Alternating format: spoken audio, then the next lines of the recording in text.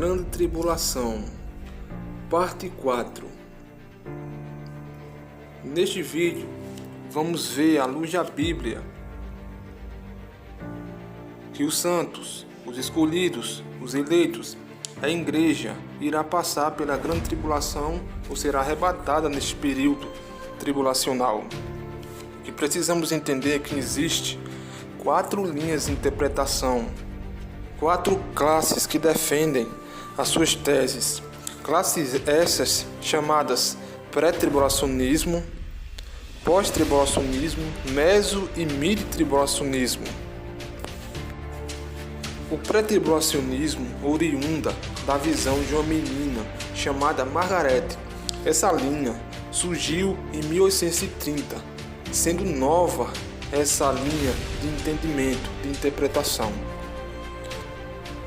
Para os que acreditam nessa teoria, defende que a Igreja de Cristo será arrebatada antes do início da grande tribulação, que acontecerá no fim dos tempos. Assim, os escolhidos não experimentarão da ira de Deus e do grande sofrimento que ocorrerá nesse tempo, nesse período. Já o pós-tribulacionismo sustenta que a igreja permanecerá na terra durante todo esse período de tribulação, até o advento da vinda do nosso Senhor Jesus Cristo. E a igreja será arrebatada para encontrar o nosso Senhor Jesus Cristo nos ares e acompanhará enquanto continua sua descida na terra.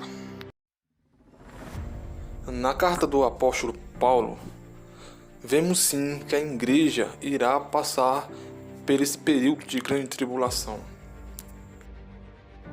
Na segunda carta aos Tessalonicenses, capítulo 2, verso 1, afirma: Agora, irmãos, quanto à vinda do nosso Senhor Jesus Cristo, é o nosso encontro com Ele, pedimos o seguinte: não se deixem perturbar facilmente, nem se assustem como se o dia do nosso Senhor estivesse para chegar logo, mesmo que isso esteja sendo vinculado por alguma suposta inspiração, palavra ou carta atribuída a nós.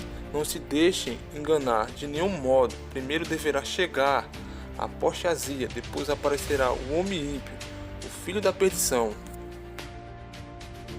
Como foi falado na segunda carta aos Tessalonicenses, para a igreja ser arrebatada, deverá chegar o dia da apostasia, deverá manifestar o homem ímpio, ou seja, o anticristo, ou seja, o período da grande tribulação.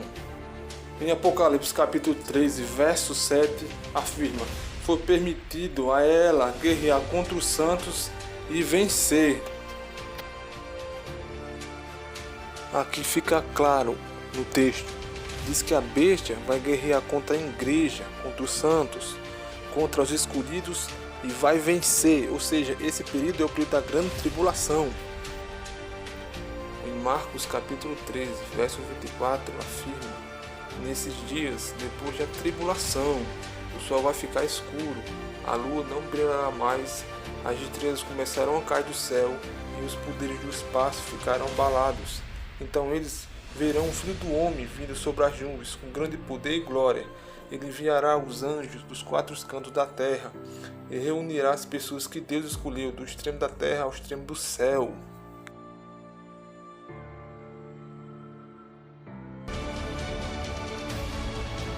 Vejam, o texto é claro.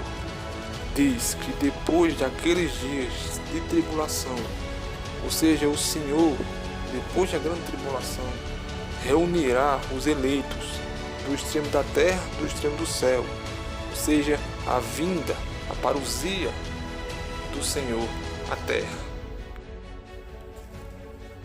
E temos que entender que o povo de Deus passou por tribulações ao decorrer da história da humanidade. E foi assim com Noé e sua família, que passaram pelo dilúvio. José passou pelo Egito. O povo hebreu passaram pelo faraó e o deserto. Sadraque, Mesaque e Abednego passaram pela fornalha. Daniel passou pela cova dos leões, Davi passou por Golias, e Cristo passou pela cruz. Os apóstolos passaram pelo martírio, e assim em diante. Agora pare e pense, raciocine, porque a última geração, a igreja, os santos, os escolhidos, não vão passar pela prova, que é a tribulação. O ouro precisa ser refinado no fogo, assim diz as Escrituras. Sim, concluímos sim que a igreja, sem sombra de dúvida, irá passar pela grande tribulação, esse período de teste, de prova, que assim o Pai quer.